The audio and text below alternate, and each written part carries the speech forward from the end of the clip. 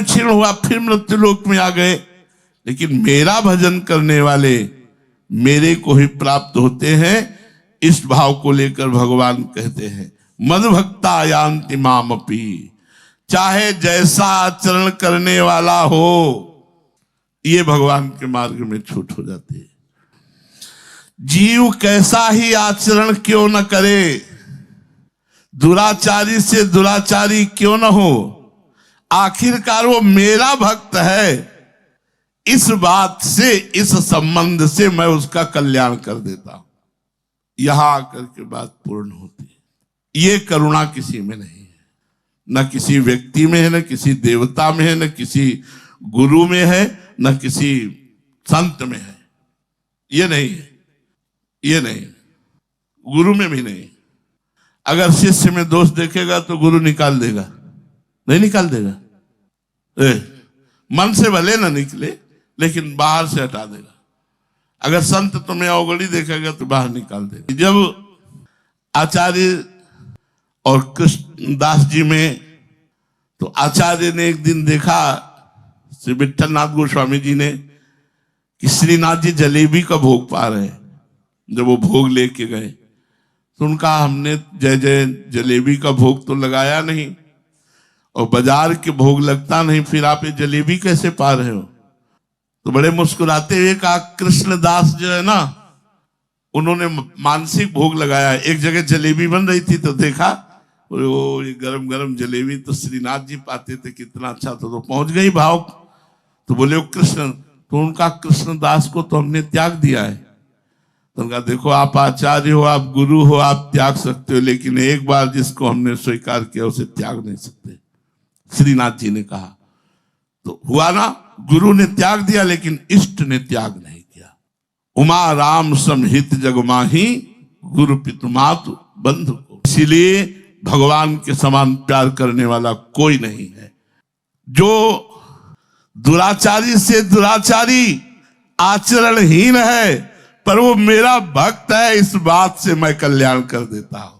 ये बात, उसने केवल मेरे से संबंध जोड़ा और आसक्ति और आग्रह पूर्वक विषयों का सेवन किया, आसक्ति और आग्रह पूर्वक, लेकिन संबंध मेरे से जोड़ा, इस बात से मैं उसका कल्याण कर देता हूं। ये बात, ये समझ के परे की बात। भगवान की शरण में होते ही जीव जैसा भी मलिन हो, भगवान उसे निर्मल स्वभाव वाला बना देते हैं, भगवान उसे संत बना देते हैं। करो सद्यते साधु समाना, कोटि विप्र बदला गए जाहु, आए शरण तजो नहीं ताहु। इसीलिए मद्भक्ता यान्ति मामपि, भगवान कहते हैं कि मेरा भक्त मुझे ही। क्यों? फसल आपने बोई है तो काटना आपको ही पड़ेगा, कोई दूसरा थोड़ी काटेगा। आज कत्ल करता है, 10 साल मुकदमा चलता है, 20 साल की सजा होती है। कानून व्यवस्था है। ऐसे ही हमारी भागवतिक कानून व्यवस्था है। भीष्म जी सरसैया पे पड़े हुए हैं और भगवान से कहते हैं कि मैं 70 जन्म तक देख रहा हूं अपनी दिव्य दृष्टि से, मैंने ऐसा कोई पाप नहीं किया जो मुझे ये दंड मिले कि 6 महीना बाणों की सैया पर। तो भगवान ने कहा 100 के ऊपर चलो। एक बार आप राजा थे और एक सांप को उठा करके बबूल के पेड़ में बड़े बड़े कांटों में ऐसे डाल दिया और वो 6 दिन तक तड़प तड़प करके मरा। उसी का परिणाम आपको 6 महीने बाणों की सैया में। तो एक बार किसी एक आदमी का कत्ल किया तो उसको 50,000 जुर्माना या 1 लाख जुर्माना और आजीवन सजा, क्या दंड मिलते हैं? नहीं मिलते। तो हमारे तो न जाने कितने पाप हैं। अब कौन ऐसा शरीरधारी है जो झूठ नहीं बोल रहा? कौन ऐसा शरीरधारी जिससे पाप नहीं हो रहा? ये तो बात कह देना कि हमसे तो कोई गलती ही नहीं हुई, हमसे तो कोई पाप ही नहीं हुआ, ये बिल्कुल हम अविवेकपूर्ण मानते हैं। नहीं, ऐसा नहीं है। हम सबसे गलतियां होती हैं और उसी भगवान के दरबार में अन्याय नहीं है, क्योंकि वहाँ किसी की गवाही की जरूरत नहीं है। वो सर्वव्यापी परमात्मा आपके हृदय में ही बैठा हुआ है। मत्ता परतरम नान्यत किंचिदस्ति धनंजय, मेरे सिवा और कुछ है ही नहीं, तो उसको गवाही की क्या जरूरत है? वो देख रहा है। तो हमको बहुत धैर्यपूर्वक चलना है। देखो, हम कई बार बता चुके हैं कि हमारे शरीर की रचना 2 कर्म से हुई है, पाप और पुण्य। दोनों के मिश्रण से मनुष्य शरीर बनता है। केवल पाप से यातना देह का निर्माण होता है जो नरक में मिलता है। केवल पुण्य से देव देह का निर्माण होता है जो स्वर्गलोक, महारलोक, जनोलोक, तपलोक, सत्यलोक आदि में। लेकिन मनुष्य लोक में दोनों मिश्रित होते हैं, पाप और पुण्य।